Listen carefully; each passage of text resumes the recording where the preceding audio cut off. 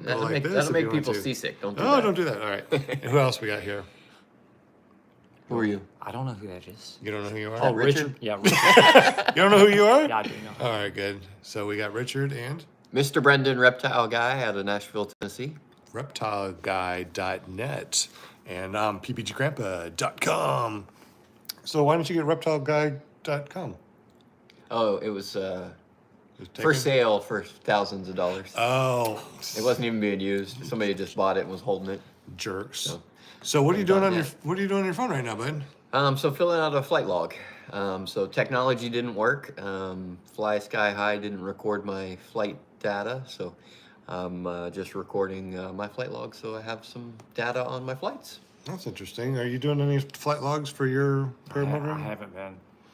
And probably not going to? I don't know. You just don't care?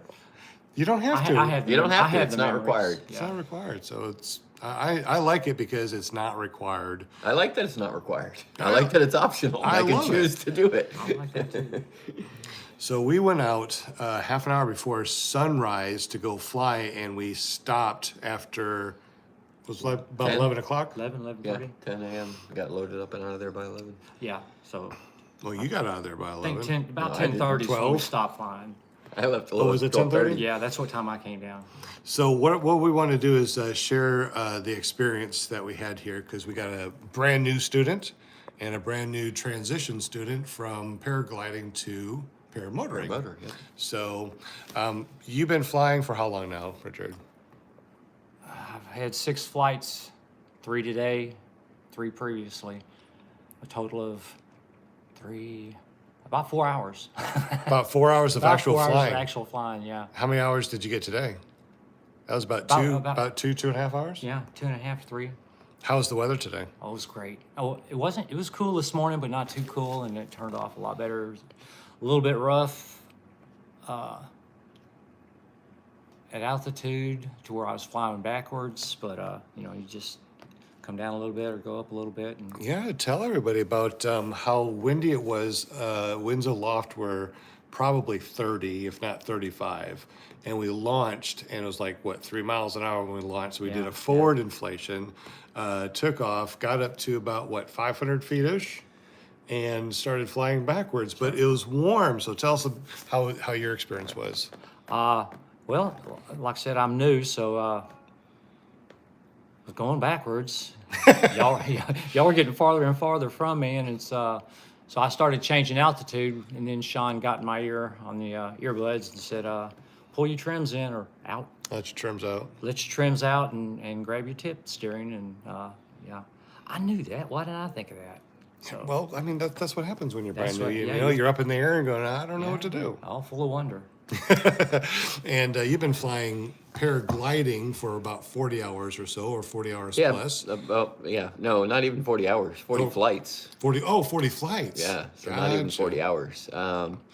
And then had a 1.5 year break. My father passed away, just did some family stuff, and then just weather wouldn't cooperate. And I don't enjoy cold weather flying, so that pushes it off. And then I work outside, so the days that are beautiful, I'm normally working, and I have the reptile guy business on the weekends, so I have to find holes in that group.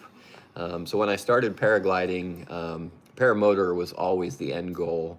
On the research that I did, everything that I read, they said everybody that's a paragliding pilot first is a way more competent pilot, because they understand flying without the motor.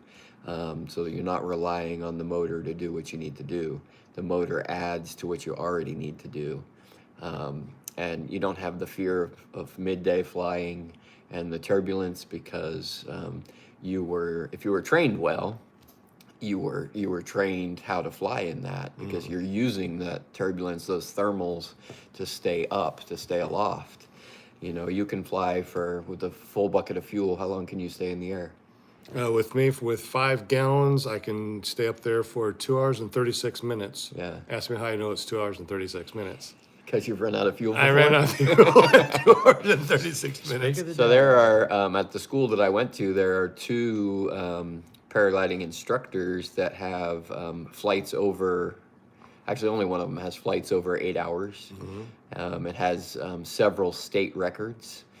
traveling over 100 miles while flying, all day long. So it's very hard to do, but some people get very good at finding the thermals and taking them up, and then you get as high as you can, and you just exit that thermal and see how far you can get before you need to find another one, and climb it back up and just launch. You get lifted up in the thermal and Yep. out to the next one, find another thermal, go up again, and just cross country without a motor. So it's very impressive. I am not that good yet.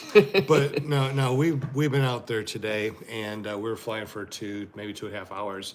How are your shoulders? How are your shoulders feeling? Oh, John Wayne is watching, getting ready to fly. All right, nice. John Wayne, good Going for a deal. midday flight. Well, it's not even Well, it's midday. not even midday anymore. Yeah, we Late just, afternoon flight. night flight. We're gonna go out later, so we're gonna be flying soon. We're just doing this. We're transferring over some files, but we're gonna go fly. We just want to try to get this on film to remind ourselves what today was like. So we went out and flew for 2.5 hours. Okay. So how are your shoulders? Yeah, my shoulders can tell it. They can tell it. It's just almost 2.5 hours straight, which obviously I've never done before. So Right. I've got to work on those muscles that I didn't use for that. Oh yeah, I feel it. Now you prided yourself before you started flying that you are in really good shape. And I am. And you are in amazing shape, but when you fly and kite and do paramotoring, you're using muscles that you're not used to. So some of the muscles that you're not used to, for people that don't know, are shoulders are Shoulders. sore. What else are Oh, sore? the neck. God, the neck. Looking up at your wing while you're kiting. I feel it a little bit here in my pecs. Pectorals. Just a little bit. Right. Don't feel it.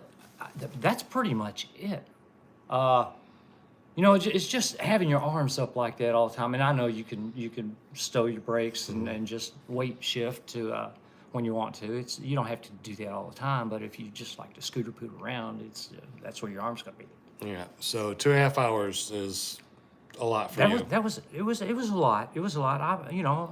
No sense in hurting myself. No, you got a sunburn on your face too, so that's something that Yeah, I guess I.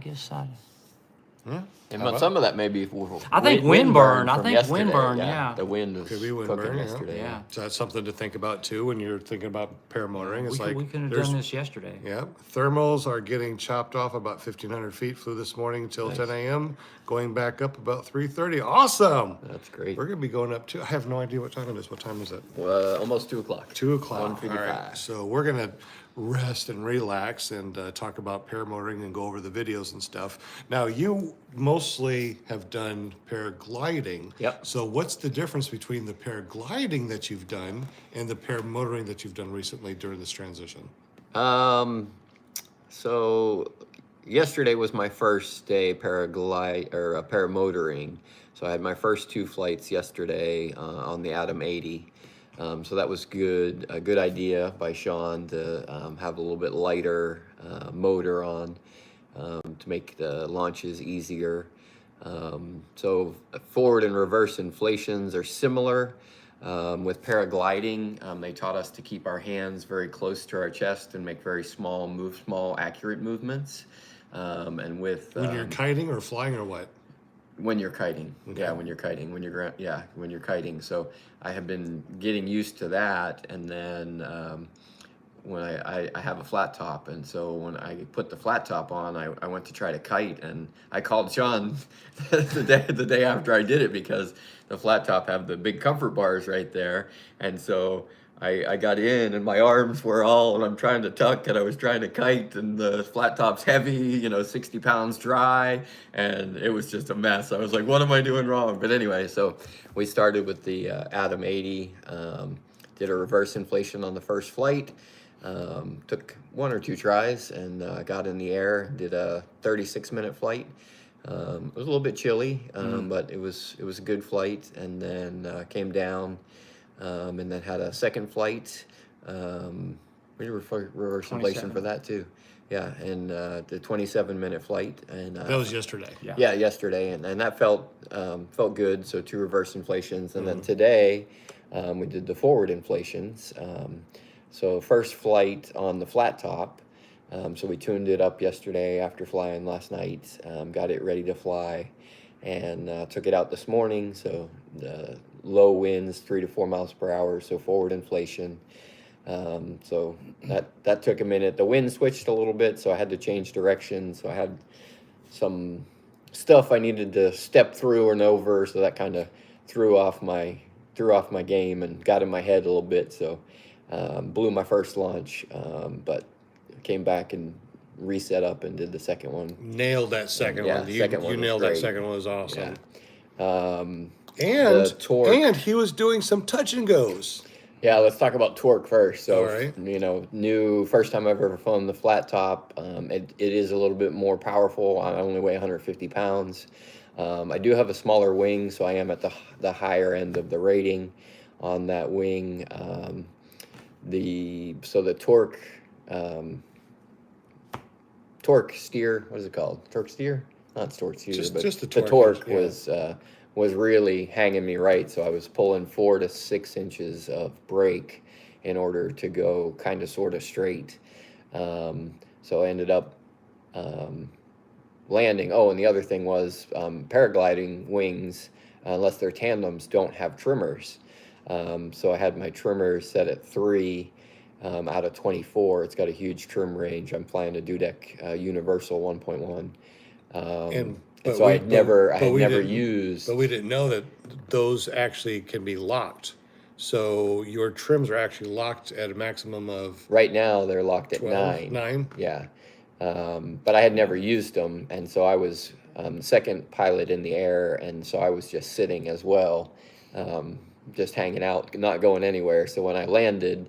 I pulled up the manual for my wing and looked. I knew the wing had stuff that you could use for torque compensation, and then I wanted to check out some information on the trimmers. And then when Sean got back on the ground, we went over and we think one of the there's 2 lines, one on each side, that you can hook into a little ring so Do that again.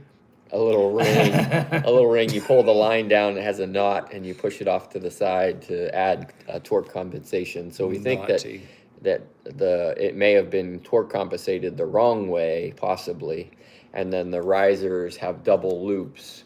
So you can also put into the second riser to make it higher for some torque compensation. Which is really neat. I think that's really ingenious. Also, too, on your connection points, you have a lower and a higher connection point to adjust for torque compensation, and we got that taken care of. So after we did that, how did your It wing was amazing. glide? It was night and day difference. I mean, it was much more enjoyable because I was really struggling fighting the torque. And we had put the string, the knot, into the place before we took off, but apparently maybe it's designed that it doesn't stay in there because there's no tension on it. So when I got up there, I was like, oh, this didn't make much of a difference at all because we just had the riser difference.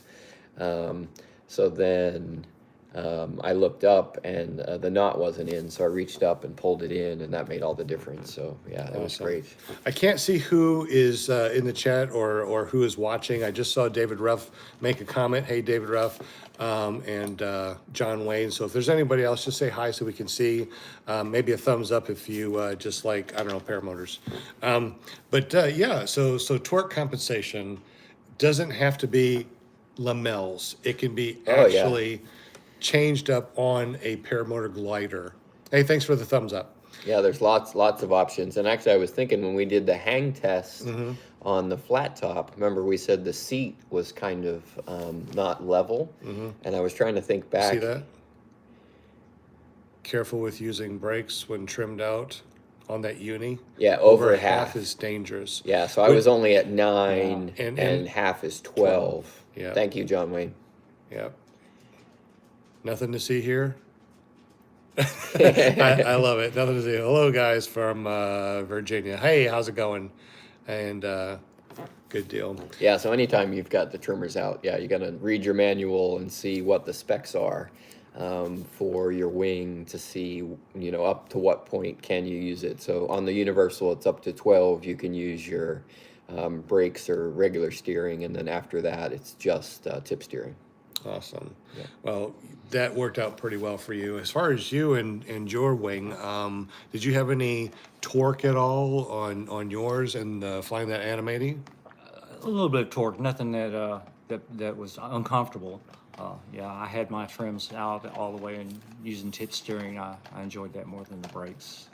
And at how many flights did you say you have? 6 today. 6 flights. In 6 flights, you've used your trims, your tip steering, and you've done a lot of stuff. Run out of gas. And, oh, that's right, you ran out of gas. Yeah, ran out of gas. But- Having too much fun. Yeah, well, we knew we were probably We going to run did. out of We gas. well, yeah. So But I wasn't we're- surprised. That helped because I knew I was going to run out of gas, and it started. You know, I had a good 2 minutes warning that it was coming on. Oh, you could do it because it was bogging Yeah, down a yeah, little bit. yeah. You know, it'd sputter, and I'd move around and suck up a little more gas, and it's like, all right, here we go. Let's get close to the gas. We know where it is. That's awesome. So what happened on your 2 emergency landing outages? Yeah. I have these video glasses, and Which, by the way, amazing video. I mean, the quality was amazing. I was so impressed. so I'd been up there for 20 minutes, 30 minutes by myself, waiting for these guys to come up, and I thought, well, I didn't want to waste all my memory up there by myself. I wanted video with them up there also. So I turned them off.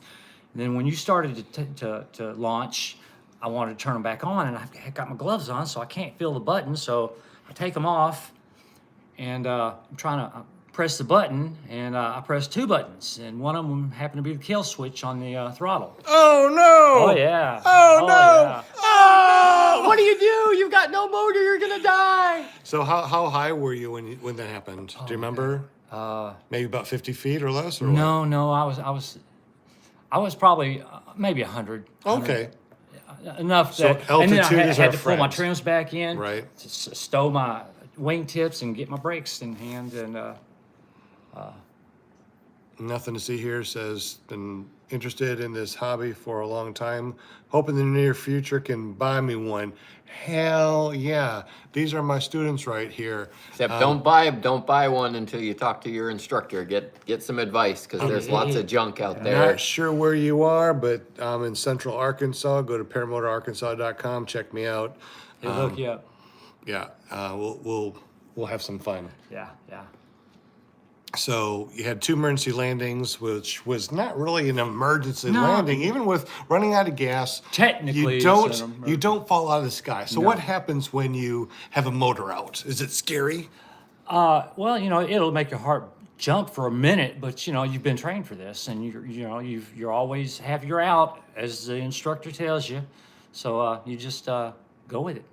Gotcha. You just Head- land. You just land like you do normal. Yeah, It's- like it's you would not normal- any yeah, different. no. You just land like you always land. Yeah. Right, because Pull your we're trims and- because we're paragliders with a motor. That's why it's power paragliding. Yep.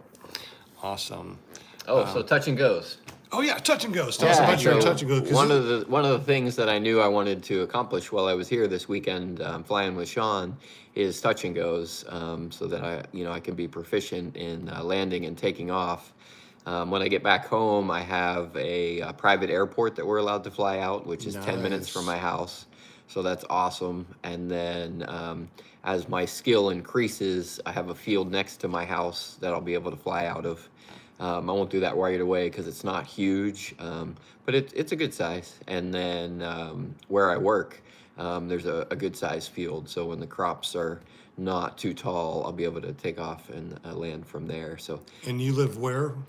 just south of Nashville, Tennessee. And you drove all the way over here for transition training? Yeah, uh-huh. And how many hours is that? A 6-hour drive, 480 miles, I think, something like that. So- Wow. What's up, Nick Griffith? I see ya. but I know that Sean was doing some good stuff over here, so wanted to come and get my training for the motor so that I could get in the air. Had been too long, so. Absolutely. Had a blast too. Today was really awesome. was Today great. was Great really, day. really fun. So did you research him, or was it word of mouth? Yeah, so I found you through the YouTube videos when I was doing research on paramotors.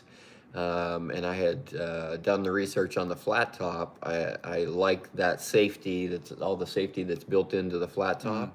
I know it's a heavier unit, so some people don't like it, but I like the safety aspect of it, and so that's how I found Sean some videos on when he bought his flat top. He did a 100-hour service on it, and he did a lot of videos with that. So I was watching those to learn about it, and then just started watching his videos as he was flying, and so he started talking about wanting to sell it, and so I actually bought his flat top. When they talk about used equipment, if you're gonna buy used equipment, you want something that you know the history of. I have video history on this flat top. So that's pretty cool. That's true. How about that? And you know all the stuff done to it. Right. I know everything that's been done to it, when it was done, because everything's dated, and now we're good friends, so he can help me out with it whenever I need. Absolutely. And let me tell you, the Moster 185 Classic, it's the best motor. I mean, when he cranked that up, and I'm like, why did I sell that thing? Because That's what he said too. I kick myself all the time for selling it. I do, because that motor is worth more than what I sold the whole thing for. I mean, that motor is a freaking champ. Yeah. I mean, doesn't it sound good? Yeah, I mean, sounds good. Ran quiet, great. it's We quieter than- did a little mini service on it last night. Changed the spark plug, just checked everything out. But I was starting it on a regular basis up to about 6 months ago to try to just keep the fuel moving through it and stuff. But really, it sat for 6 months, and we just checked everything, changed the spark plug, Do you and remember what we did when we pulled ahead? we cleaned out some carbon off the head. Because it wasn't getting up to temp, so it definitely wasn't burning that off because I wasn't flying it.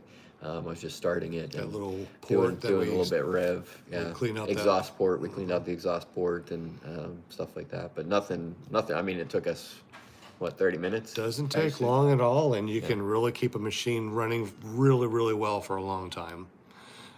So touch and goes, your sixth flight in a couple of days, Fourth flight. fourth flight. Yeah, 2 yesterday, 2 today. So I did a But 30-minute flights. Yeah, I did a 30-minute flight and then an hour-and-a-half flight. So yeah, I've got 3 hours in 4 flights. And we're going to go out in a little Tonight. bit tonight Yeah. and go flying for another couple hours. We went through 6 gallons of gas. Yeah, Now- plus what was in the motor. Exactly. Plus what was So in the more than motors. 6, So yeah. we're going to go get some more gas. We're going to mix some gas. Do another training on how to mix gas correctly, depending on how much you got. Yep. And we're going to have some fun again. Anything else that you want to talk about on your fun day of paramotoring and your transition? If you get a chance to come out and work with Sean, the sod farm that he has placed that we're allowed to train at down there is amazing. Just a clear open space and the laminar winds. Yesterday, the winds just got higher and higher all day long, so it was great to, all throughout the day. We did our flying early, and then we just did ground handling or kiting for several hours just in the high winds and doing high wind training. And what else did you do? You did a lot of Ground dragging. no rear brake steering without your brake handle. So right. what do you Brake do? line. What do you do if your brake handle gets wrapped around the pulley and you can't use it? You're gonna die, right? Not gonna Oh stop. no, you're not gonna die. Not right? gonna die. No, no. just What to do? reach up Just and- reach up and grab the brake lines. Yeah, just grab the line. Above the Who pulley. needs a handle? Yeah. Right? And Learn he something was new every he was day. a champ. He was doing great out there. So how many hours of kiting do you think you've done so far, Richard? 60, 60 hours 60? of kiting Yeah. and maybe a little less. 6 flights. And 6 flights. That's Yeah, pretty- the Makes ground, a difference. It does. The ground training is you have to go through it, and it just makes everything else easier. Nothing to see here. It says, as a kid, put together control line model aircraft. Oh, it went away. I can't see it now. Darn it. Gas powered. That's one of those ones that you held on to it. Oh, I had around one in of circles. those. You get dizzy Oh, and fall down. yeah, You know, those were so fun. It starts going up and down, then goes Yeah. higher, and then just And the helicopters. Remember the helicopters that were on that little pole too that went around? yeah. I remember that. God, Yep. Good old I days. love that stuff. Dangerous toys. You can't have toys like that anymore. right? That, No, no. I know. You Now hurt you somebody. need Line darts. Now, No- now you no need a more. paramotor. Yeah, now you need Little a bit pair. Fly yourself. So when we started doing ground handling. Remember when we started doing ground handling? That's impossible. When you thought originally, before you came to see me, watching videos on YouTube, you thought, oh, this is going to be easy. I'll pop this thing up and go fly the next day. I read the books, I saw the videos. I can do this. I don't need to pay for an instructor. Don't. Unless you take one lesson and you find out you better. You better. It's your life. It's a good way to learn bad habits too. Just trying it on your own. You get some things to work, Yeah. but they might not be the right things. So you're having some success, but you're putting muscle memory in that's wrong that you're going to have to relearn, which is harder than learning right. So I didn't watch videos on any training before I went and did my training because I wanted to be a clean slate. Right. I watched videos on other stuff and did lots of research on other stuff, but not actual training. So when I went into training, the first training I did was 2 days back to back, and the rest was just on weekends randomly. And with those 2 days, was that like from morning to night type of thing, sun up to sundown? Yeah, It it was 2 long days in the middle of the summer. Wore out, weren't Middle you? of the summer, Yeah. and the second day, towards the end of the second day, I was really getting a hold of it, and everybody else was turning in, and I asked the instructor, I was like, can we do 2 more hours? And I was getting the handle of it, so he wasn't having to have to work as much, right? Right. He was just there for support, really, and he was like, yeah, I'll do that for you. So yeah, good people. If you want to do paragliding training at flying.camp in Sequatchie Valley, Tennessee, Dave is the owner, and he's got incredible instructors working with him, and they all work well together. And it's great. They've got a training hill, they've got simulators, they've got everything you need to build your confidence. After the training hill, you go right up to 1,800 feet and launch off the mountain. So a sledder, without any thermals is around 6 minutes. If you're a little bit lighter, it can be longer. If you're a little heavier, it can be shorter. But That's paragliding. Yeah, paragliding. So you're getting a 6-minute flight with no thermals. I wonder how many people that are watching this, and if you're not watching this live, leave me a comment down below. Would you rather paraglide first and then go paramotoring? Or do you think paramotoring would be great and then try to do paragliding? Or are you a paraglider guy or gal only? Or do you want to motor only? Motorboat only, right? Yeah. All right. I mean, I will still paraglide. I mean, it's very enjoyable. You don't have the sound of the motor. You can get in thermals with birds. I mean, it's pretty awesome. So I will continue to do that as well.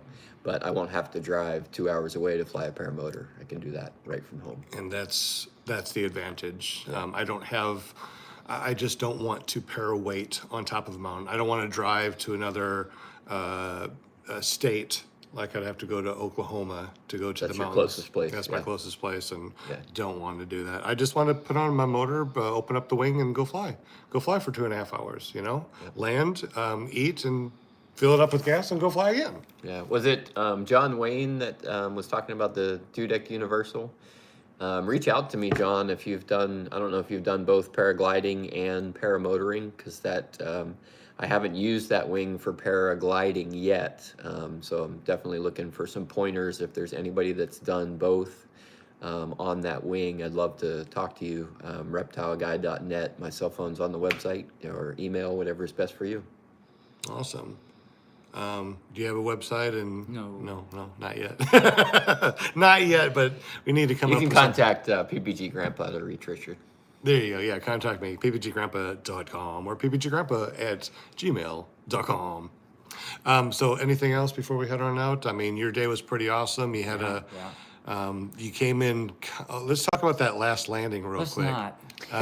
When you came in for that last landing, Yeah. a lot of people, they talk about not flaring early because you can pop back up. Today was a little bit more wind than normal. So when you flared, you flared a little bit. Wasn't much, but it was enough to bring you back up. And then you did not put your hands back up, which would have been dangerous. Yeah. You kept your hands where they were, and you finished your flare. So what did it feel like when you were coming in for that landing, and you pulled that brake, that too much brake. Well, you know when you've done it because you start going back up.